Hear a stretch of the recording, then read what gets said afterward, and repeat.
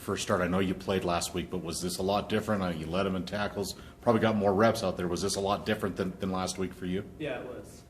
Last week was more of a special teams role, kickoff, kick return, stuff like that.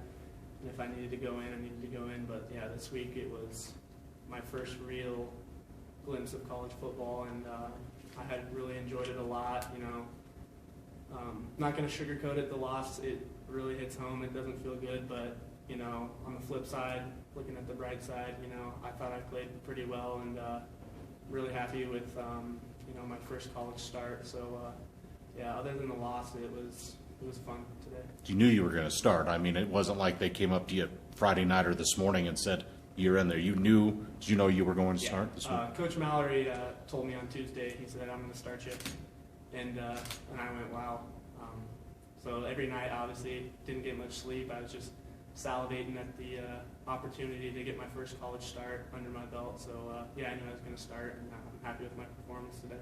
Tough was it though, Andrew? I mean, you guys, I think on your first series forced a punt, but then I think they scored on 6 straight possessions through the rest of the half and even into the second half. So, I know it's not just one guy, but what happened? What was the big things that were happening there where you guys just couldn't get stops and they were able to get out to the big lead? Yeah, I think mostly we were doing our assignments right. It was just a lot of missed tackles, stuff like that, diving at guys' ankles. I mean, they had a lot of big plays where they scored touchdowns, and we had guys who had hands on the QB and they let him escape, and then he hits a receiver downfield, and then guys are diving at ankles and stuff like that. So some stuff we need to clean up is definitely our tackling. I mean, the protege of a great defense is being able to tackle well, and obviously we didn't do that today. The scoreboard showed that. So I think we really need to clean up our tackling, and then like you said, as a defense, there's nothing worse than a team that just can come out on the field and drive it down and score touchdowns on you, and put up 48 points. So we really need to clean that up and,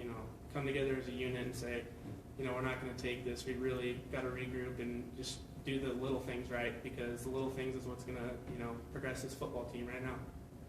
As one of the younger guys on the team, do you look to the leaders to help you? Obviously, I know you look to your coaches. Is it hard to not get really down about this, or do you, being young, do you really care at this point? I mean, how hard is it for you and a lot of the younger guys that are getting so much time right now? Yeah, for the younger guys, I mean, guys like me, I know Christian Irving, we played at schools in high school where all we did was win. We were used to winning. And then we come here and stuff like this happens, it hits home. For me, this hits really hard. Last weekend, I mean, I felt worse than I did losing a semifinal playoff game as a senior in high school. I came here to win championships and, play my ass off. Obviously, I play my ass off, but losing, a great competitor hates to lose, and obviously I consider myself a competitor and I hate losing. So, with only 7 seniors on the team, it's kind of hard to look for leaders, and I think these young guys really need to step up and, make some new leaders. Obviously, guys like Eddie, Ciosi, they're leaders, but I think some new guys really need to step up and become leaders, because right now we really need to pick this up, and without senior leaders are going to help, but obviously, yeah, young guys need to step up and become better leaders to progress this football team.